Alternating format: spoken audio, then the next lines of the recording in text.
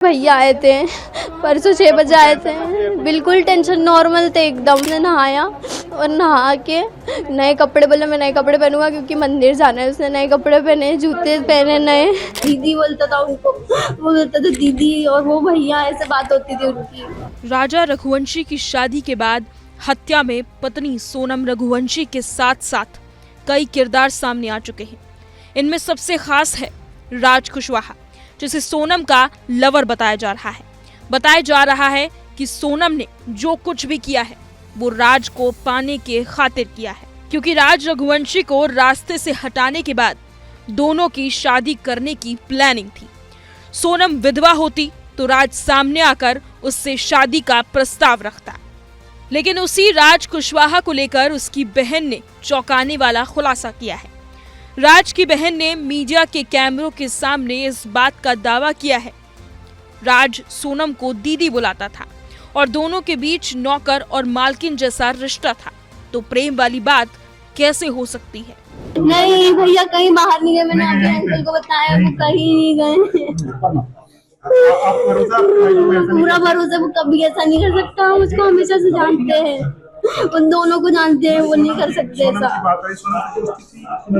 दोस्ती क्या बोल सकते अंकल, वहाँ पे काम करता था, उसको दोस्ती थोड़ी ना बोलते। एक नौकर और मालिक का रिश्ता था। जैसे वो मैम थी, दीदी बोलता था उनको, वो बोलता था दीदी, और वो भैया, ऐसे बात होती थी उनकी।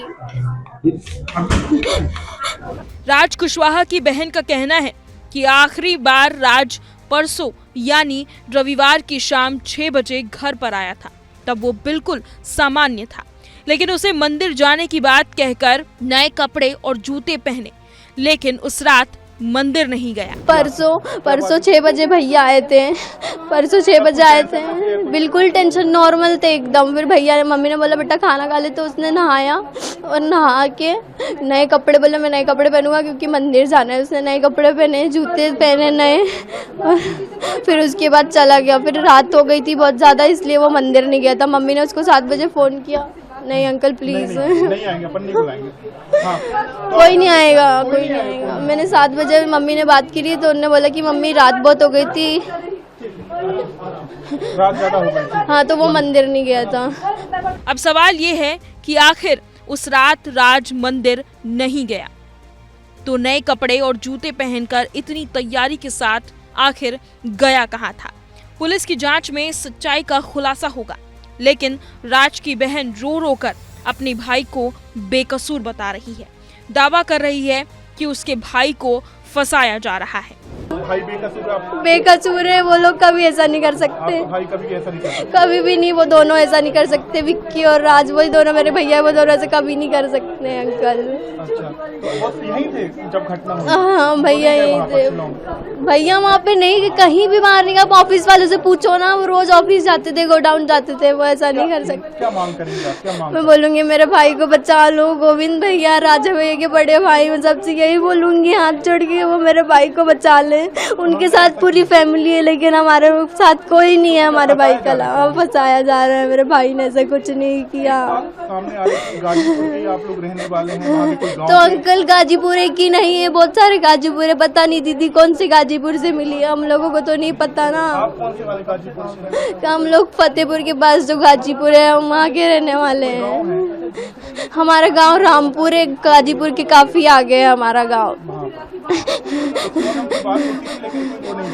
ऐसा कुछ नहीं था जैसा आप लोग बोल रहे हो, ऐसा सिर्फ न्यूज में देखा है, न्यूज में दिखाया जा रहा है, ऐसा सब गलत।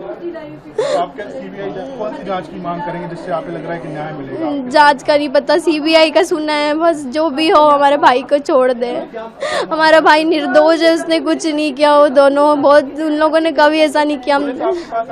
राज कुशवाहा के परिवार में माँ और 3 बहनें हैं। उसके पिता का निधन कोरोना काल के दौरान ही हो गया था। सोनम और राज के कॉल डिटेल रिकॉर्ड से कथित तौर पर लगातार बातचीत का पता चला, जो जांच में अहम सुराग साबित हो रहा है। इन निष्कर्षों के आधार पर इंदौर और शिलोंग पुलिस की टीमों के एक संयुक्त अभियान में राज को हिरासत में ले लिया गया है।